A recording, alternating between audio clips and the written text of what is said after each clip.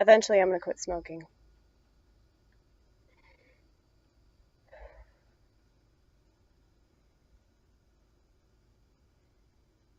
Eventually, I'm going to be just as cool as I've always imagined myself.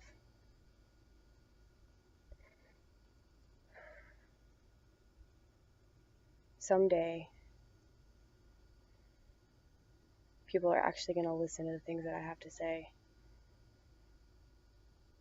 And they're not just going to write me off because I'm crazy.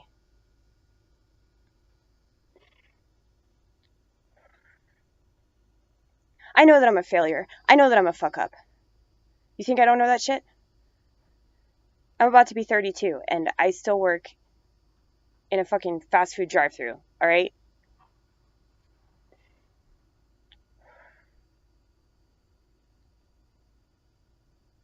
Don't think that I don't know that I'm on the proverbial path of least resistance. It's really fucking obvious.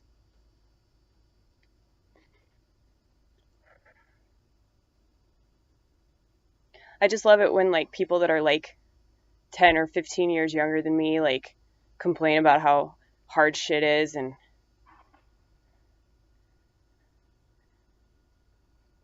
they're like, I don't want to be working at Wendy's for the rest of my life. Like, how do you think I feel, bitch? You don't hear me, like, fucking belly aching about it. I just accept that this is my life. But I also have other things going for me, I hope. I hope that comedy isn't just, like, some sneaky ass way for me to, like, lie to myself into thinking that, like, my really dark, twisted perspective is worth something.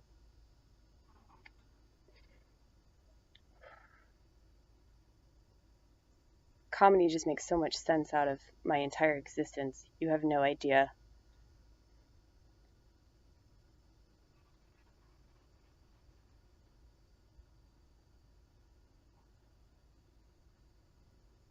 Maybe it is filling that particular void, you know? Because for the longest time, I was just so empty.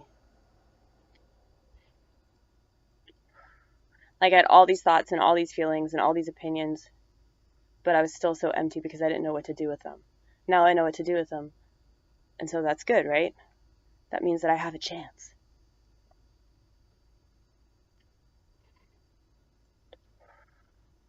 But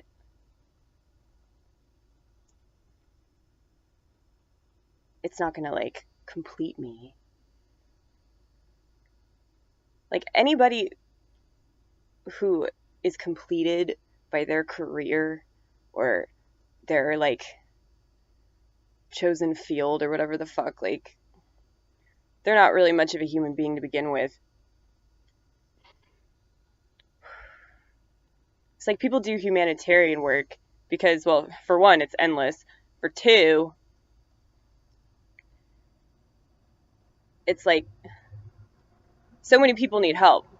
Like, it's ridiculous how many people need help.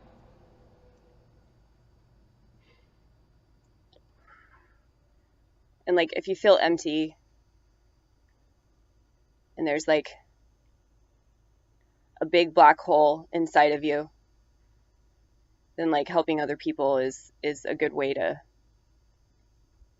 not only remind yourself that other people struggle more than you do, but, like, just it feels good to help other people.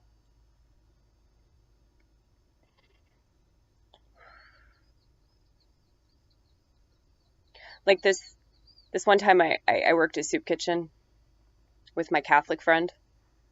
I mean, I wasn't doing it,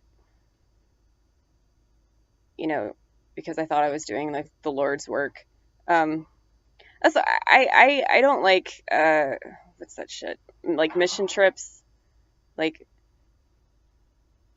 I feel like that's like a backhanded compliment. It's like, oh yeah, I'll help you, but it's only because, you know, I really want an awesome sofa in the kingdom of heaven, you know? It's like, I want that lazy boy. It's like you're not really doing it from like the goodness of your heart or because like you really desire to like get people out of their struggle. It's like, no, you're just doing it to earn brownie points with God.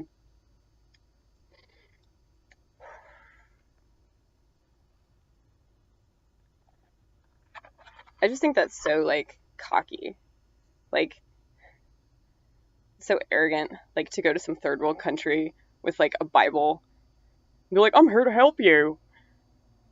It's like they don't need that shit. They need fucking food and water.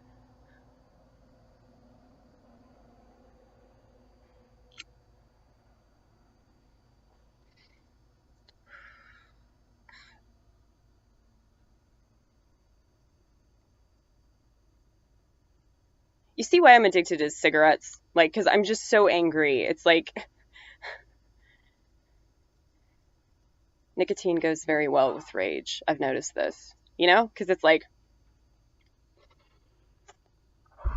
fuck you, world. I hate you.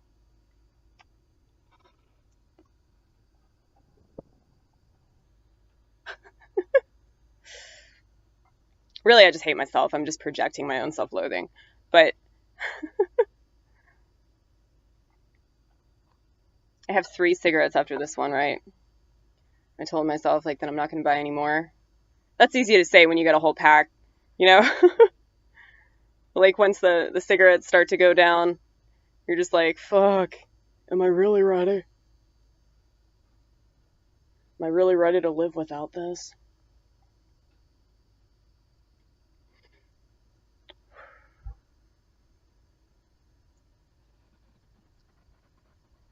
It's not like I'm going to die without it. And it's not like I'm going to like struggle that much more. I'm just going to be more uncomfortable, you know? And it's not like I'm not used to being uncomfortable. What it really boils down to is like how I choose to be uncomfortable.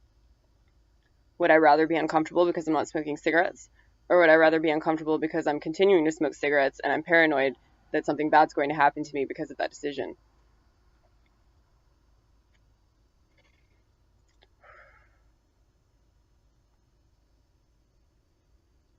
Just fibromyalgia, like,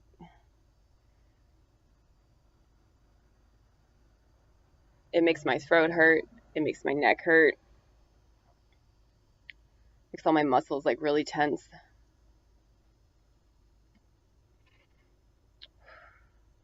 And I know that like cigarettes just make it all like so much worse, but it feeds this like, you know, part of my brain that's like addicted to self-talk and addicted to like the fake audience and all that. Like, I can't tell you how many times I'll be like hanging out with people and I am just itching, you know, just to be alone so I can be with my fake audience and do my show, do the Amy show.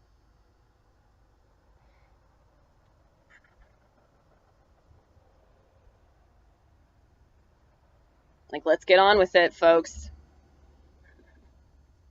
Amy's got a show that she needs to put on in her house, and you guys are really getting in the way of her narcissism.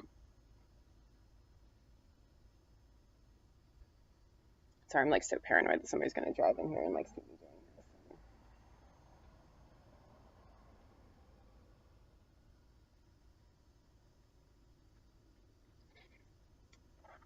There's always some fucking asshole that comes through like 15 minutes before we close. Pisses me off every fucking time. They can be the nicest person in the world, but I still think they're a fucking dickhead, you know?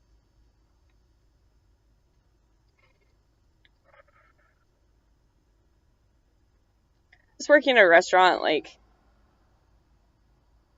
you have so much respect for people that work in restaurants. You have so much respect for anybody that works in customer service, period. You know, because of all the shit, you know, they have to deal with. And speaking of that, motherfucker, I'm gonna kill this person. I really am. I'm gonna fucking assassinate him. I'll be with you in just a second. Uh-huh. See what I mean?